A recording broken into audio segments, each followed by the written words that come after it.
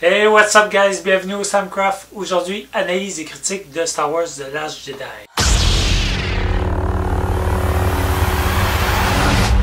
Star Wars The Last Jedi est réalisé par Rian Johnson, qui est le réalisateur de Looper et de Brick. Pour ceux qui ne le connaissent pas, il écrit et il réalise généralement tous ses films. C'est la même chose pour les derniers Jedi. Il a réalisé, il a écrit et ça se sent. Il a vraiment changé beaucoup de choses qui fait la controverse que tout le monde parle. Et je vais vous expliquer un peu mon idée. D'abord, je vous résume un peu le Last Jedi, c'est quoi? C'est la suite de Force Awakens, la nouvelle trilogie qui a été introduite par J.J. Abrams, il y a 2 ans maintenant. Et c'est un film qui suit les aventures de Rey, Finn et Poe, et Kylo Ren aussi, mais aussi qui nous réintroduit des personnages qu'on connaît bien, comme la princesse Leia qui est devenue Général Leia. Il y a aussi Han Solo qui revient, Chewbacca et Luke Skywalker. The Force Awakens a terminé quand Rey est allé sur l'île de Luke et il a tendu le lightsaber. C'est quasi back-à-back, The Last Jedi commence, et je dirais c'est quelques heures avant ou après, on n'est pas trop sûr parce que le film, vous allez voir, il y a beaucoup de changements de temps. Il y a des flashbacks, quelque chose qui ne s'est jamais vu dans un film de Star Wars. Et ça aussi, ça ajoute un peu au ton qui change un peu de Star Wars. Donc, le ton. Le ton de Force Awakens est un peu différent, principalement parce qu'il y a des flashbacks. Il y a aussi de l'humour, beaucoup plus d'humour que n'importe quel autre Star Wars. De l'humour aussi différent. C'est pas parce qu'il y a de l'humour que « Ah non, j'aime pas ça ». C'est que c'est de l'humour qui se prête peut-être pas au Star Wars qu'on connaît. C'est de l'humour à la Gardien de la Galaxie. Donc, moi personnellement, j'ai pas trop aimé certaines répliques. Comme quand que Général Hux se fait appeler par Poe, ou des petits moments comme quand le rocher, après que Rey ait coupé le rocher avec le lightsaber, ça tombe, puis que les nonnes de l'île, leur barouette se fait détruire. Des trucs comme ça, je suis comme, ah ouais, c'est drôle sur le moment, mais quand tu y penses, ça prête pas à un film de Star Wars.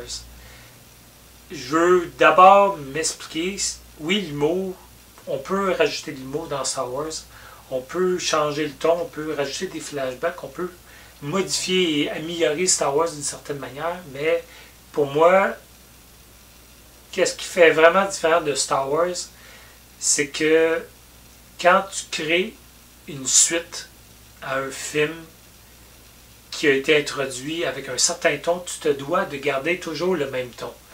Tu peux rajouter un peu de ta sauce, mais si tu suis un film qui a déjà enclenché un certain ton, ben, tu n'as pas le choix de suivre. Même que si tu regardes la prélogie, les prequels, ou que tu regardes la trilogie, ils ont tous un ton semblable. Il n'y a jamais eu de flashback, l'humour reste semblable.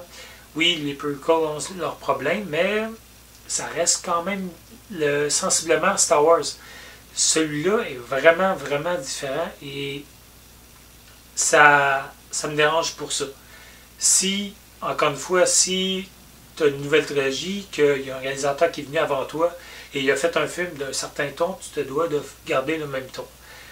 Rian Johnson va avoir sa nouvelle trilogie, je suis tout à fait d'accord. S'il veut, il fera son humour, il fera ses flashbacks dans sa nouvelle trilogie, mais quand tu fais un film épisodique qui suit la saga Skywalker, comme on dit, il faut que tu gardes le même ton. Ça, c'est mon opinion personnelle, encore une fois.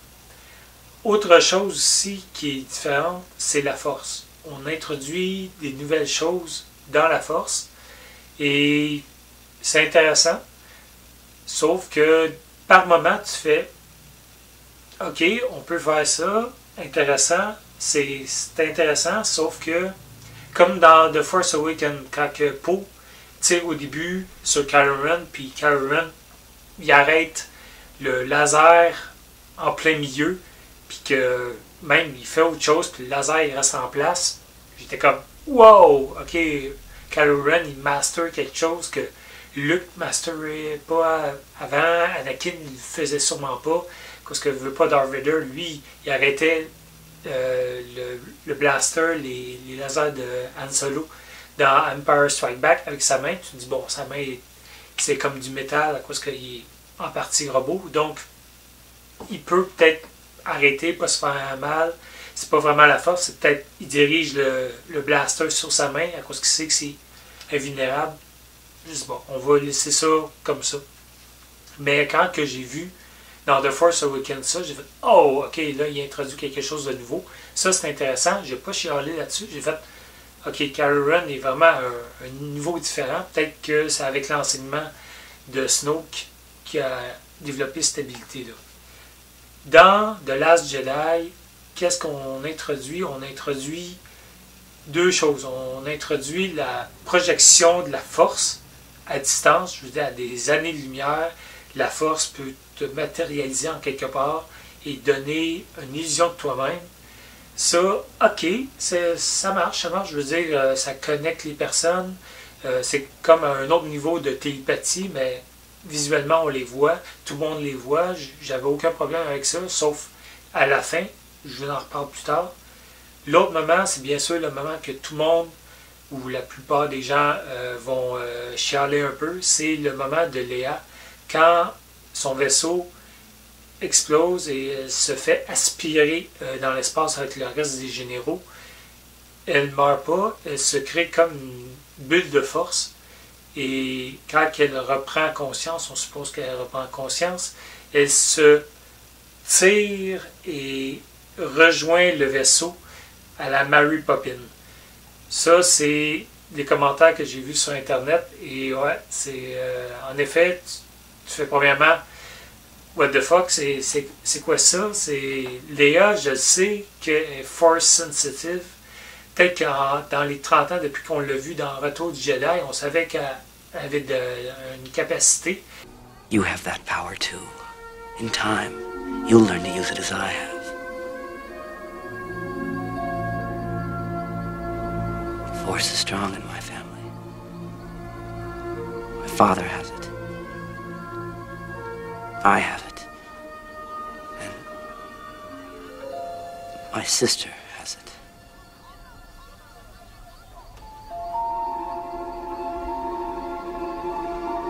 Yes. It's you, Leia.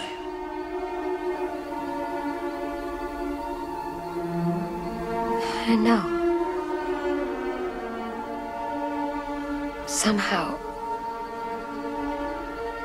I've always known. Dans les livres, on apprend que Yoda, c'est lui qui voulait prioriser Leia over Luke pour l'apprentissage. Donc tu dis, bon, Leia, clairement, c'est une jumelle de Luke, elle doit être aussi puissante.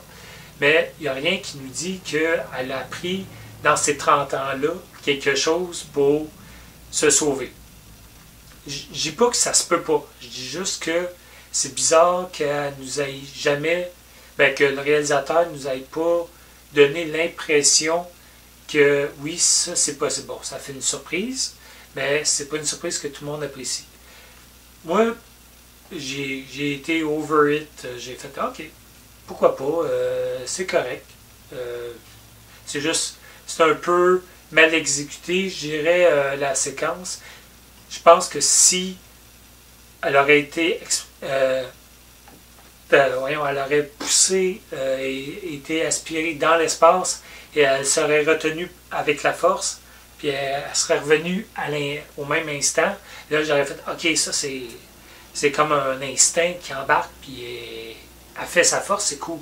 Là, c'était comme un moment, c'est comme oh, puis là, la toune de la force embarque, puis elle se tire. Je trouvais que c'était un peu mal exécuté.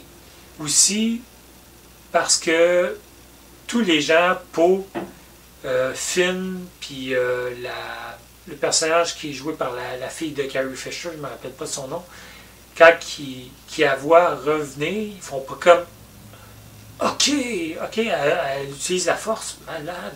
C'était comme bah, ok, elle revient, bon, on va aller l'accueillir. Je trouvais qu'il n'y avait aucune surprise dans leurs yeux, puis ça a fait un peu... Bah, moi, personnellement, en tant que fan de Star Wars, il y avait dans les livres Legend dans le temps, que j'ai pas lu, mais que j'ai entendu parler, que Leia devenait plus compétente avec la Force. Fait que tu t'attends à ce que, bon, la dernière apparition de Leia, il va avoir quelque chose relié à la Force, puis tu vas faire « Oh ouais, elle savait utiliser la Force. Elle n'est pas devenue un Jedi, mais elle l'a utilisé dans les moments extrêmes. » C'est intéressant. Fait que je m'en attendais, c'est juste que, encore une fois, c'était un peu décevant. En général, j'ai aimé le film. Il y a des bons points que je veux parler, il y a des mauvais points aussi. Il y a beaucoup de choses que je me dois de critiquer, à part le ton et l'humour. C'est quelque chose qui me déplaît un peu, c'est des séquences inutiles. La séquence casino est une des séquences qui aurait pu être travaillée autrement. Dans l'histoire, t'as Finn qui rencontre Rose et ils s'en vont faire leur petite side story sur une planète pour finalement récupérer un codebreaker ou un briseur de code qui va finalement les crosser puis les vendre à l'Empire. Puis pour moi, c'est comme, ok, c'est un truc que tu nous amènes dans une aventure qui n'a aucun rapport avec le ton, ben pas le ton, mais l'aventure en cours. C'est une side story complètement et ça donne que dalle. Ça, je suis un peu déçu. Si c'était pour créer un attachement entre Finn et Rose, mais si c'est pour introduire un nouveau personnage comme le Codebreaker de Del Toro, ok, mais tu aurais pu l'introduire autrement avec un autre genre de scénario. Pas obligé de sortir sur une autre planète pour le ramener. Puis bon, je suis sûr qu'il va y avoir un impact dans l'épisode 9 où on va voir un livre ou une bande dessinée avec lui. Mais ça, c'est une autre chose qui me déplaît de Disney. Qu'est-ce qu'ils font, c'est que avant, moi, j'avais la trilogie. Et quand la trilogie est arrivée, j'ai fait « Ah, yes! Des nouvelles aventures. » Oui, il y avait genre 100 quelques livres, mais je les ai pas lus. Il y avait des bandes dessinées, je les ai pas lus. Pour moi, si tu veux suivre la trilogie, qu'est-ce qui est canon, c'est les films. Maintenant, il faut que tu suives Rebelle à la télévision, il faut que tu suives la guerre des clones, il faut que tu lises tous les livres, il faut que tu vois le tout du transmédia qu'ils ont créé pour que les films fonctionnent. Je veux pas savoir, ok, ce personnage-là, il est dans ce livre-là, puis c'est pour ça qu'il fait ça. Explique-moi-le dans le film. Ça, c'est un point. Aussi, Canto Bight, le plus gros problème que j'ai personnellement, c'est les messages de sauvons les animaux. Pour moi, un film, c'est une façon de sortir puis de m'évader de la réalité. J'ai pas besoin de voir des messages sur la vie de tous les jours comme « Ah, les animaux sont maltraités ». Je sais qu'ils sont maltraités et je trouve ça très désolant, mais dans un univers de Star Wars, j'ai pas besoin de ces genres de messages-là. Et je trouvais que c'était clairement pointé. Ça, c'est un message qu'on veut adresser, comme dans tous les films de Disney. On veut adresser un message d'intérêt général pour que les gens, les enfants, ils réalisent que dans 10 ans, ah, ça va germer une petite idée dans leur tête, puis ça va changer les choses. C'est un film de Star Wars, c'est de la science-fiction, j'ai pas besoin d'avoir de message. Maintenant, les personnages inutiles. Les personnages inutiles qui amènent rien à l'histoire. L'amiral qui succède à Général Leia, excusez-moi si je me rappelle pas du nom, pour moi, elle est inutile. À part sa scène finale qui est magnifique, quand elle se suicide dans l'hyperespace, elle détruit le vaisseau de Snoke. C'est malade, je veux un background de ça. Mais sinon, son personnage, elle cache des informations à Poe au reste des rebelles, ou de la résistance plutôt. Mais tu sais, il n'y a pas d'espion chez les rebelles, chez la résistance, encore une fois, désolé. C'est chez la résistance. Fait que pourquoi tu caches ces informations-là? Oui, tu peux être un admiral qui ne veut rien dire à cause qu'il y a un secret, puis que ça peut, si elle révèle, ça va changer les plans et tout, mais Poe, même si c'est une tête brûlée et qu'il veut juste foncer dans le tas, en sachant cette information-là, il ne va pas réagir autrement. Il va faire « Ah, c'est une bonne idée, ok, on suit ton idée. » Là, ça a fait une mutinerie pour finalement attendre que Finn et Rose reviennent pour avoir brisé la détection en hyperespace. Mais ça n'a servi à rien. Fait que du coup, l'amiral reprend le contrôle. Le Codebreaker révèle qu'il y a des transports qui s'enfuient puis que c'est juste un cover. Fait que finalement, même le plan de l'amiral ne fonctionne pas. Donc, pour moi, c'est un personnage totalement inutile à l'histoire. Autre personnage inutile, Snoke. Snoke, pour moi, c'était un genre de Joffrey dans Game of Thrones. Tu vois la première fois en vrai, pas en hologramme, tu fais « Oh shit, toi, t'es vraiment un vilain que j'aime détester. » Il est trop confiant, il rabaisse les gens, c'est un gars que tu veux pas aimer, puis t'aimes de pas aimer. Puis, trop vite, ils s'en sont débarrassés. Il y avait des rumeurs que Kylo Ren et Rey allaient s'unir pour combattre Snoke, mais ça s'est pas fait. Finalement, il s'est juste fait couper en deux. Il est mort. Darth Maul, il est pas mort quand il s'est fait couper en deux. Il y a eu plein d'autres histoires avec ça. Je veux dire, le plus puissant Dark Force user de la nouvelle trilogie, il meurt comme ça. Puis ses gardes, ils sont tués assez lents à réagir. Bon, la seule scène vraie de sable laser qui existe, c'est même pas deux sables laser qui s'entrechoquent, c'est deux sables laser qui se battent contre des gardes prétoriens, des gardes en rouge qui ont l'air un peu des samouraïs, et ça crée une scène de combat très très ressentie, chorégraphiée. Moi, j'ai regardé la scène 2 fois, maintenant j'ai vu le film 2 fois, et c'était très chorégraphié. Je m'attendais à quelque chose de mieux. Le moment était intéressant. Il s'allie pour un bref instant pour tuer les gardes, mais clairement, les gardes, ils sont pas si forts que ça, puis il n'y a aucun pouvoir de la force qui est utilisé, c'est juste un combat de sabre contre des prétoriens. Je m'attendais à quelque chose de beaucoup plus épique que ça, et j'ai été déçu. Donc, les gardes prétoriens, ils étaient là pour dire, ok, dans les autres trilogies, les gardes, ils faisaient que dalle. Dans celui-là, on va montrer qu'ils savent se battre. Ok, mais ils sont morts quand même. Fait que, tandis que dans la trilogie originale, si vous ne saviez pas, c'est Darth Vader que sur une planète, il traînait les derniers gardes rouges de l'empereur.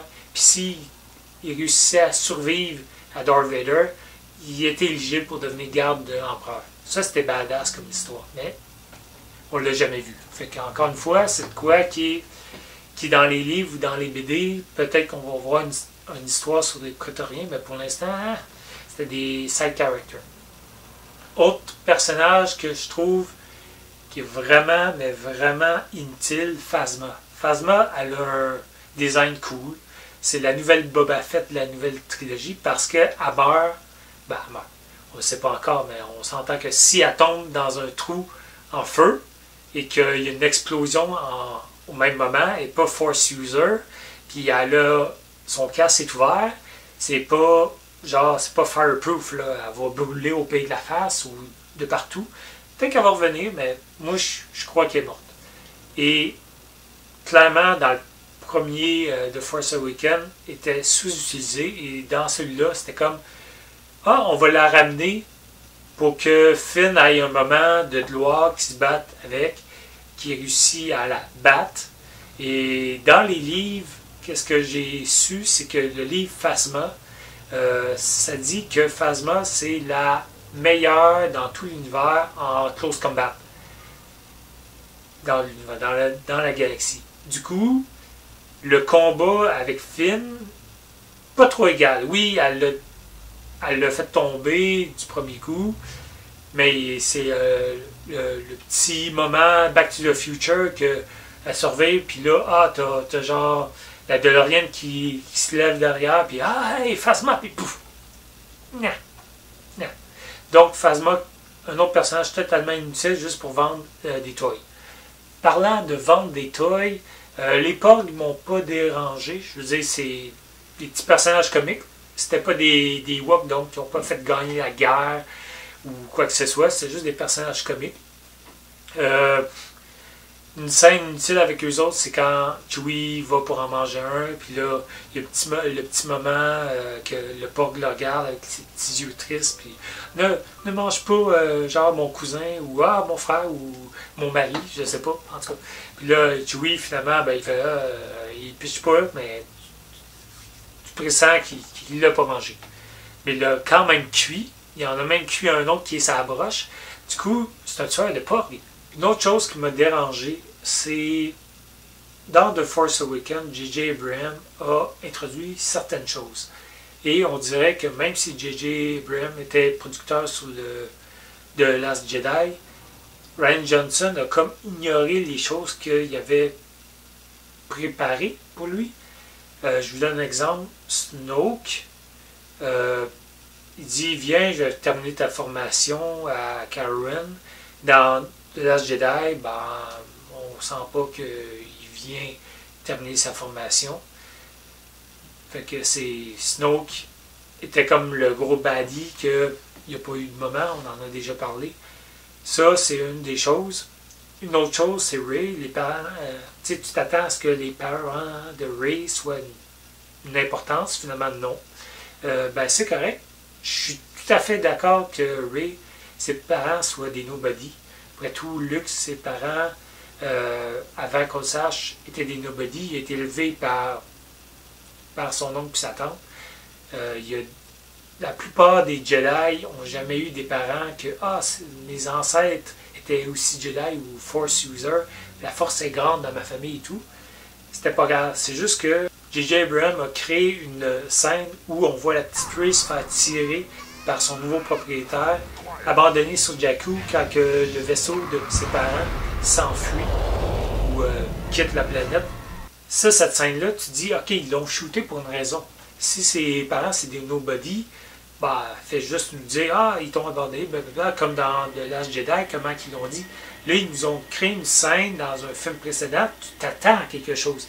Et si cette scène-là, elle sert à rien dans la suite, et que tu détruis ça, ben, tu as filmé la scène pour faire de fausses attentes. Puis ça, j'aime pas ça avoir des fausses attentes. Je préfère qu'ils nous laissent comme mijoter puis dire ok, Rey a été abandonnée, elle veut revoir ses parents, c'est qui. Mais là, en ayant une scène avec eux, avec le vaisseau qui s'enfuit, tu dis elle a été abandonnée pour une bonne raison, c'est qui ses parents, tu veux le savoir. Fait que qu'ils nous aillent là-dedans à cause de ça.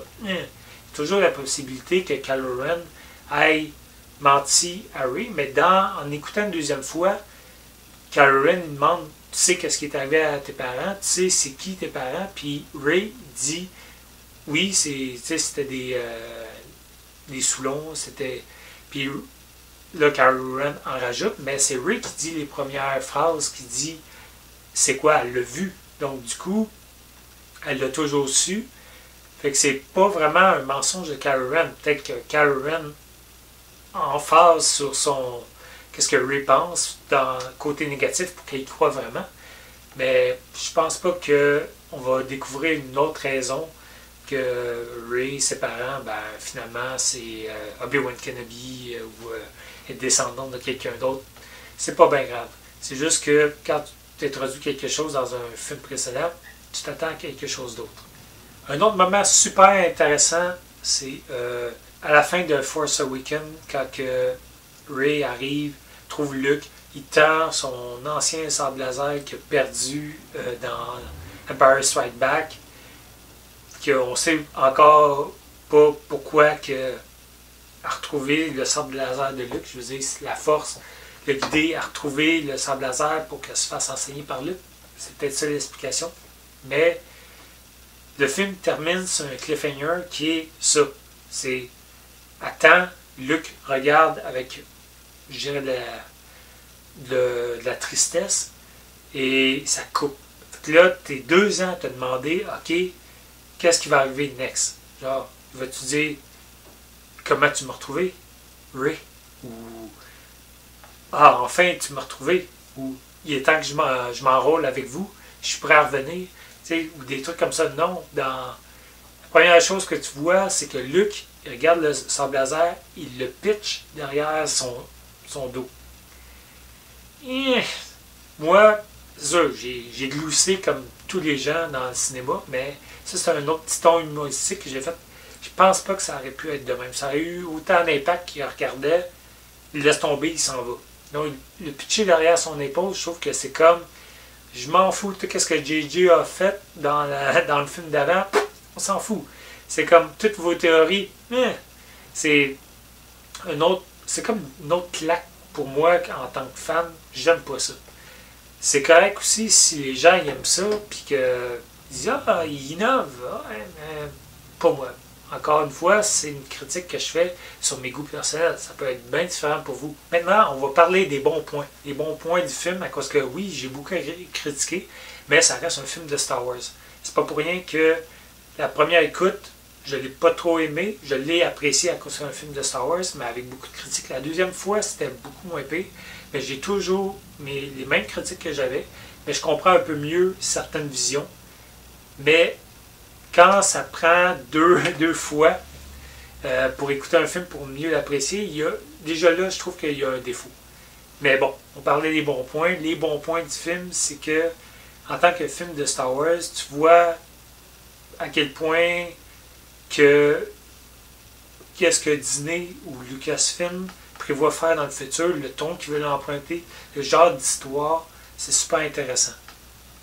Un autre bon point, Luke. Le personnage que Mark Hamill a crafté, c'est sûr, c'est un peu en raison du dialogue qu'il y avait, les moments et tout, mais le meilleur acteur du film, c'est Mark Hamill.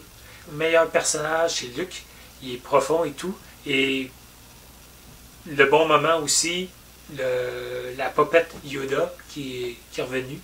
C'était super cool que ça soit une popette, même si je crois que les premiers plans, tu sens que ça a été retravaillé un peu post-prod, parce que c'était très liché, c'était pas une popette.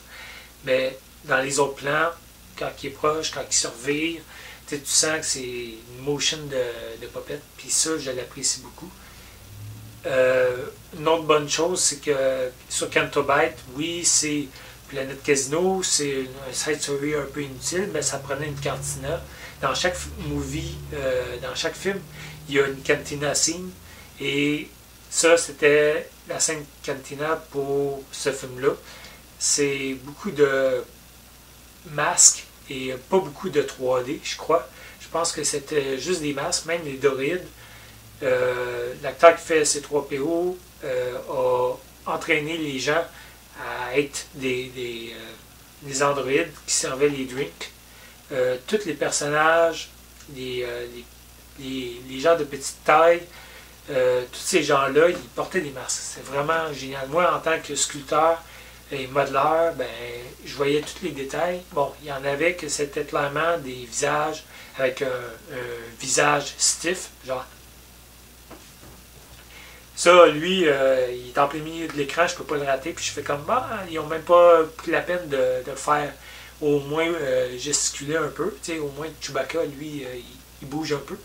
Mais des One Piece qui ne bougent pas. Yeah.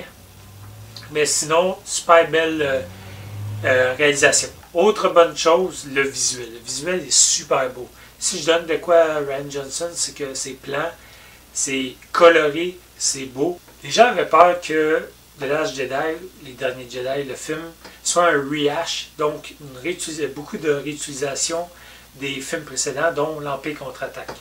Les gens avaient beaucoup peur de ça parce que dans The Force Awakens, c'était comme ça, il y avait beaucoup de choses empruntées de New Hope. Dans ce film-là, je dirais qu'il y a beaucoup de rehash de l'Empire contre-attaque et de Retour du Jedi. Je vous donne des exemples. Le film est très sombre, ils perdent constamment, il n'y a aucune victoire, à part au début quand ils détruisent le cuirassé ou le dreadnought. C'est la seule victoire, mais ils perdent beaucoup de gens, de vaisseaux. Ils sont obligés de s'enfuir. Les 3/4 du film, ils sont obligés de s'enfuir à vitesse normale, se faire suivre par la flotte, bouclier dans le dos, à distance. le rythme est super lent.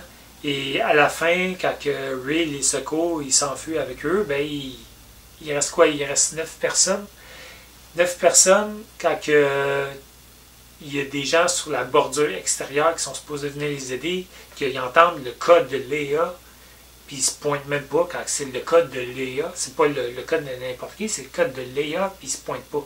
Tu fais, ok. Fait que là, l'épisode 9, ça va ressembler à quoi? C'est pas 9 personnes qui vont se battre contre l'Empire ou Kylo Ren, puis même s'ils tuent Kylo Ren, il reste encore toute l'Empire. J'ai vraiment la misère à comprendre qu'est-ce qu'ils vont faire dans le 9, mais on verra. Une autre scène copiée, pas rehash, copiée de Retour du Jedi, c'est la scène du trône de Snoke, qui est exactement comme dans le Retour du Jedi, la scène du trône de l'Empereur. Ça ouvre, tu vois, ça révèle la scène du trône avec l'Empereur en plein milieu, dans ce cas-ci, l'Empereur Snoke, suprême leader, excusez-moi. Et tu vois, ça, il approche. Il n'y a pas de confrontation avec, mais il y a un moment où tu vois que Rey se fait comme léviter et amener près d'un hublot. Et finalement, c'est comme un gros zoom qui montre que, on sait ta tactique, regarde, tes amis sont tous détruits, t'as aucune possibilité. Puis là, elle grab le sable laser de Kylo Ren, puis là, et voilà, elle croit qu'elle va réussir. Mais à ce moment-là, c'est clairement Luke qui a le anger en lui, qui prend son sable laser. Il y a beaucoup trop de similitudes pour dire que c'est pas du copiage. Le moment que j'aime le moins, parce qu'on a tous un moment qu'on aime le moins dans le film, je dirais c'est le moment, la troisième acte, quand que Kylo va attaquer sur la planète avec ses walkers, la forteresse des anciennes bases rebelles. Ça fait très la planète Hot, quand les AT-AT ils attaquent la base rebelle avant qu'ils s'enfuient. C'est pas mal le même principe. Un autre moment dommage de la troisième acte, c'est Finn qui veut se suicider, se sacrifier pour détruire le canon, pour donner du temps à ce que la résistance arrive. Puis que Rose le coupe. On ne sait pas comment elle a réussi à le rattraper, parce qu'elle était à contresens, là, elle revenait, puis elle a réussi à revenir, puis à le couper, puis à sauver la vie, à l'embrasser, puis ça lui donne que dalle, parce que Finn il est en amour sûrement avec Rey. C'est comme il reçoit le bec, puis il n'y a aucune émotion, c'est comme « Ah, ok, tu m'aimes? Fait que ce moment-là, c'est comme gâcher un moment héroïque de Finn, et puis en plus, ils réussissent à revenir à pied quand que les deux ils ont crashé, ils ont réussi à revenir à la fin dans la base, sans que personne les arrête. Je suis comme un autre moment que j'aime pas trop. Et le moment, bien sûr, que j'aime le moins, c'est le moment où Luke aurait tellement pu faire quelque chose de wow, de genre de Jedi. C'est arrivé, et dans les livres, ils disent que il y a un livre qui s'appelle Les légendes de Luke Skywalker. C'est des légendes, donc des trucs que peut-être c'est jamais arrivé. Mais dans une de ces légendes-là, ça racontait qu'il y avait un croiseur interstellaire qui avait été détruit et qui avait crashé sur une planète à cause que Luke, avec la force, l'avait fait crasher à distance. Ça, c'est de la force qui est vraiment un autre niveau, que j'aurais fait voir ça. Fait que tu sais, je me suis dit, il va sortir, il va affronter Kylo, mais avant, il va comme crasher tous les vaisseaux, tous les AT-MT, je pense, les versions modifiées plus Heavy Armor des AT-AT qui sont là. Il crash, Kylo sort de son vaisseau à moitié crashé, il affronte Luke, ils se battent pour de vrai, pas une illusion, ils se battent pour de vrai, puis je sais pas, peut-être que Luke, il fait comme Obi-Wan, puis là, il disparaît en ghost pour dire « Ah, j'ai réussi à gagner du temps, mais au moins, je me suis battu pour de vrai, j'ai affronté mon neveu et tout. » Mais là, il l'affronte même pas, il l'affronte à distance. Je trouve que ça enlève le wow factor de tout ça, quand tu t'aperçois que ok, ben, il laisse pas de traînée rouge à terre. Il a sa chevelure puis sa barbe est plus foncée, donc il n'est pas aussi vieux. Il se bat avec un sabre laser bleu, et c'est le sabre laser que avant Kylo et Rey ont pété en deux. Je veux dire, Kylo, s'il ne réalise pas que c'est le même sabre laser, et il ne réalise pas que c'est une illusion, ben t'es poche, Kylo Ren. Fait que le combat mène à gagner du temps pour que la résistance s'enfuit, que Rey tasse les grosses roches, qui sortent, qui s'enfuit avec ça. Je trouvais que c'était une fin plutôt médiocre pour la fin de Luke et pour l'espoir de renaître quelque chose, surtout que la vraie fin, c'est quand que tu retournes sur Canto Bight puis tu vois les trois enfants qui se racontent l'histoire de comment cette scène-là a été faite, puis que, ah oui, blablabla, ils parlent dans leur langue, puis là, tu as le méchant gardien qui dit, ah, retournez au travail, puis finalement, le petit jeune, il s'en va à l'extérieur, avec la force, il prend le balai, qu'on appelle le petit gars au balai, le Bloom Boy en anglais, et là, il commence à balayer, puis il regarde à l'extérieur, puis il fait, ouais, je suis Force User et je suis le futur espoir, peut-être. On sait qu'il y a des Force Users dans la galaxie. C'est pas juste Rey qui est la dernière. Je veux dire, c'est la dernière Jedi parce qu'elle a les enseignements. Est-ce qu'elle va transmettre la religion aux autres Force Users? Est-ce qu'elle va partir un temple? On ne sait pas, mais tu sais, il va toujours avoir des Force Users. Puis ce moment-là, j'ai pas fait « Ah ouais, ce petit gars-là va être un personnage super important dans le prochain épisode, l'épisode 9. » Non. Ça va juste... C'était une scène juste pour dire l'espoir renaît et il va toujours avoir des Force Users. Ces trois enfants-là, tu vas sûrement pas les voir dans le 9 et c'est pas grave. Mais pour moi, c'était vraiment le moment le moins intéressant de tout le film, c'était la fin. Généralement, le third act, il faut qu'il soit puissant. Puis là, il l'était pas. J'ai aucune idée comment que l'épisode 9 va aller. Principalement parce que Carrie Fisher est décédée en décembre 2016 et qu'elle avait fini de faire toutes ces scènes pour The Last Jedi. Donc, il n'y a rien de tourné pour l'épisode 9 avec Carrie Fisher. Qu'est-ce qu'ils vont faire? Comment ils vont traduire la fin de l'épisode 8 de The Last Jedi avec l'épisode 9 sans titre pour l'instant? Comment ils vont faire la transition?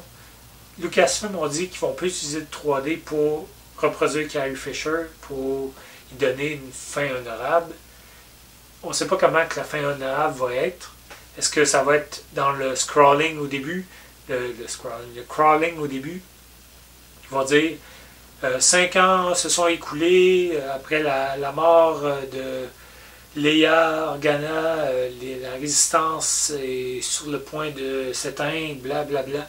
Est-ce qu'ils vont le faire dans le crawling? Est-ce qu'ils vont recaster l'actrice Carrie Fisher pour une autre personne et ils vont donner une vraie fin? Je ne sais pas qu'est-ce qu'ils vont faire. JJ, bonne chance, parce que j'ai aucune idée qu'est-ce que je ferais en tant que réalisateur.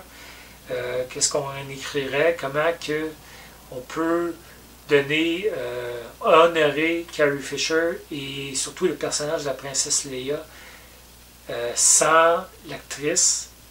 C'est une bonne question. Je veux dire, il y a des acteurs qui sont décédés pendant des films. Heath Ledger, de la manière qu'ils l'ont honoré dans le dernier film qu'il a tourné pendant qu'il est mort durant le tournage, ben c'était très intéressant. Mais Carrie Fisher, je sais pas. Moi, personnellement, Carrie Fisher, je pense que tu peux la recaster.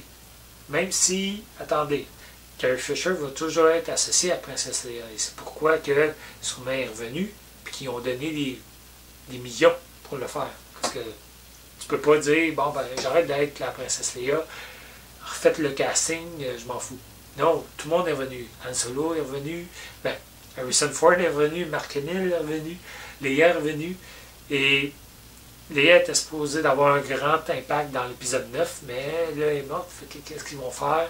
L'histoire qu'ils vont raconter, Mais je suis quand même intéressé à voir qu'est-ce que JJ va ramener.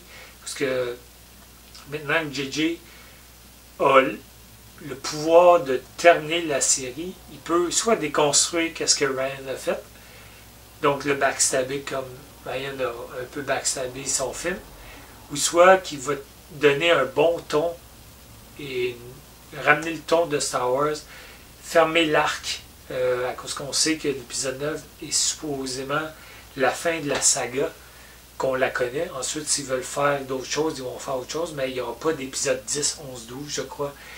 Parce que les films épisodiques, c'est vraiment relié à la saga Skywalker qu'on appelle.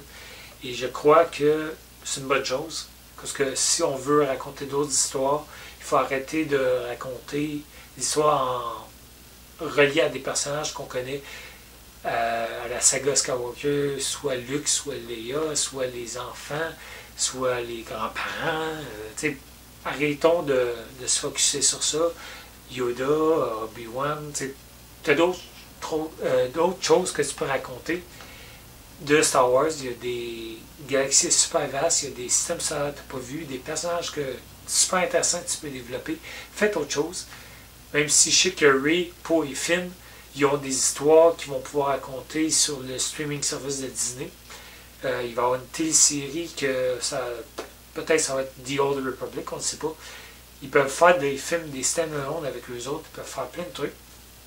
Mais je veux voir d'autres choses. Mais là, on est dans une critique de Last Jedi, donc je ne voudrais surtout pas m'attarder sur d'autres choses que ça. Et je vais tout de suite le ranker, je vais le mettre à 7 sur 10. Avant, je le mettais à 6.5, mais en l'ayant écouté une deuxième fois, j'ai trouvé que c'était moins négatif. Il y a toujours les mêmes problèmes que j'ai trouvés au premier, ça s'effacera jamais. Même si je l'écoute 5 fois, je pense pas que ça va disparaître. Donc 7 sur 10, c'est quand même un bon film, puis je mets ça à cause c'est un Star Wars, et c'est un bon film de science-fiction, mais parce que l'histoire a beaucoup de problèmes, parce qu'il y a beaucoup de trucs qui me gênent, 7 sur 10, c'est très généreux pour un film comme ça. Et c'est parce que c'est un Star Wars. Je le situe juste en dessous de Force Awakens et au-dessus des prequels. Donc, en ordre, c'est la trilogie, pas d'ordre particulier. Ensuite, Rogue One, Force Awakens, et ensuite, tu as The Last Jedi, juste avant les prequels. On ne compte pas les Holiday Special, ni les Ewoks, parce que pour moi, ça, c'est autre chose complètement. C'est des épisodes de télé, donc c'est pas du cinéma. On va compter ça comme ça. Si vous êtes d'accord avec mon opinion, tant mieux. Si vous n'êtes pas d'accord, vous pouvez sauter dans les commentaires de YouTube. Ça va me faire un plaisir de vous répondre, de discuter avec vous. Il faut tenter de rester civilisé par contre. Je voudrais faire une emphase là-dessus.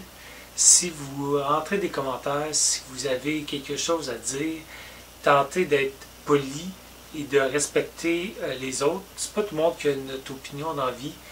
Moi, je donne un 7 sur 10. Ça se peut que toi, tu détestes le film et que tu mettes un 2 sur 10. Il y en a qui me mettent 10 sur 10. C'est le meilleur film. Ça supplante tous les autres. On est tous différents et on peut le partager de façon très calme et très posée. Donc, dans les commentaires, je ne veux pas être un modérateur. Je veux surtout m'amuser avec vous et pouvoir discuter parce que, après tout, on est tous des fans de Star Wars et c'est pour ça que sur ce, je vous souhaite une très belle journée, que la force soit avec vous, toujours.